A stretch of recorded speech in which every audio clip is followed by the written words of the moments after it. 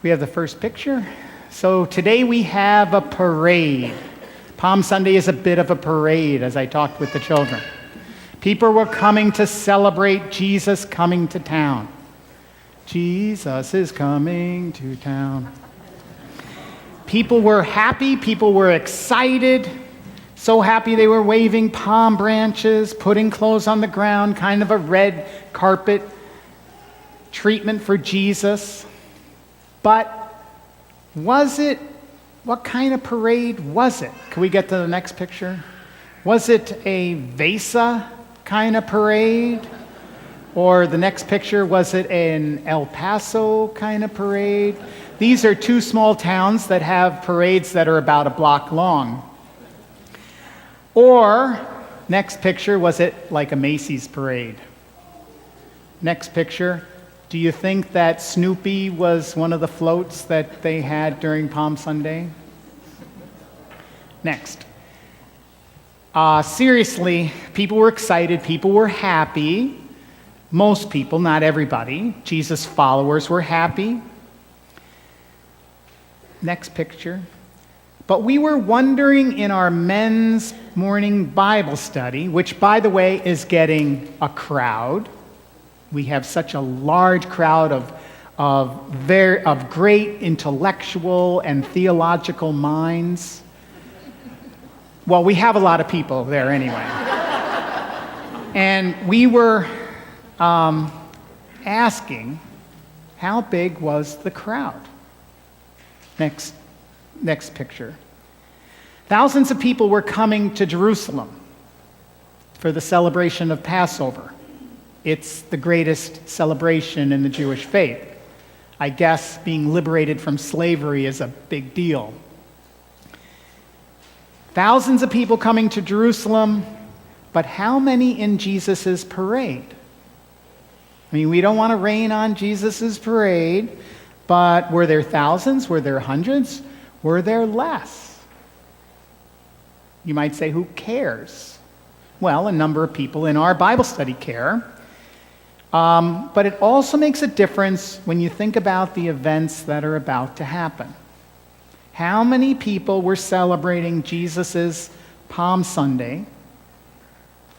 How many of them, next slide, turned against him and started shouting, "Give us Barabbas"? Next slide. The way that John tells it in his gospel is that there was a substantial crowd. John starts out by saying, the great crowd had come to the festival, heard that Jesus was coming to Jerusalem. A great crowd. I don't want to get into the question of crowd size. That could be a little touchy subject. However, our reading ends with one of the religious leaders saying, the whole world was coming to Jesus. Now, this statement turns out to be a prophetic statement, but it's not about crowd size. It's a prophetic statement because the Greeks come. I don't think we fully appreciate what it means when the Greeks come and say, next slide, "Sir, we wish to see Jesus." Because the Greeks come and say, "Sir, we wish to see Jesus," crowd size doesn't matter anymore. Next slide. When you think about the Palm Sunday parade, who do we imagine is there? When I imagine it, I think, well, everybody. What do you think? Probably not everybody. John tells us that the people that saw and heard about Lazarus being raised from the dead, they were coming, they were following Jesus. The people that heard and saw Jesus' signs, his miracles, they were coming. Those people were most likely Jews.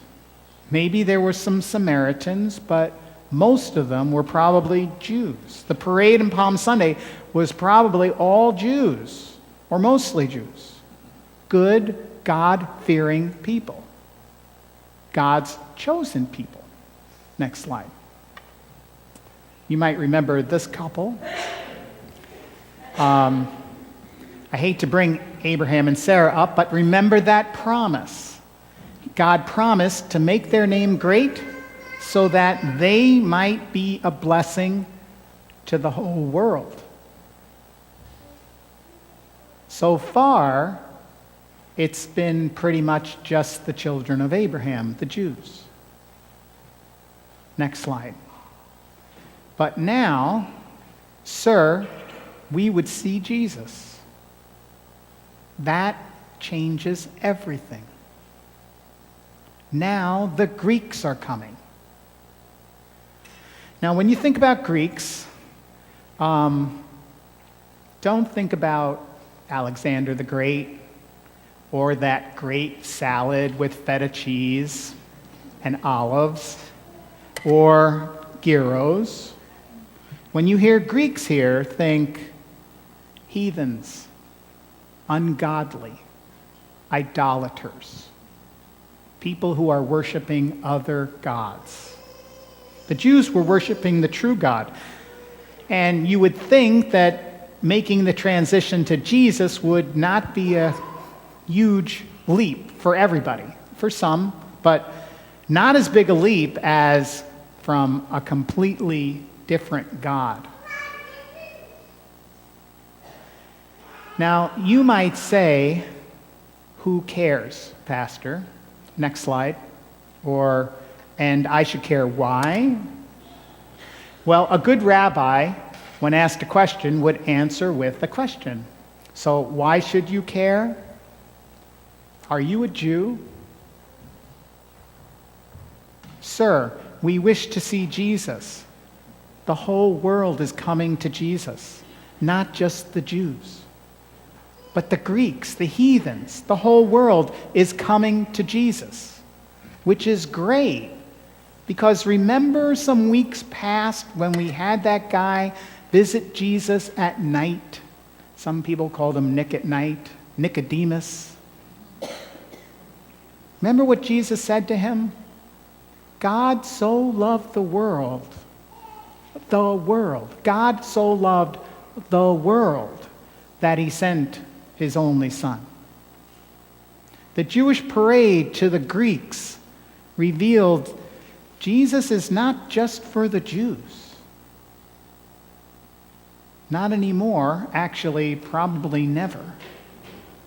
Jesus is for you and for me, for the whole world, for everyone. Next slide.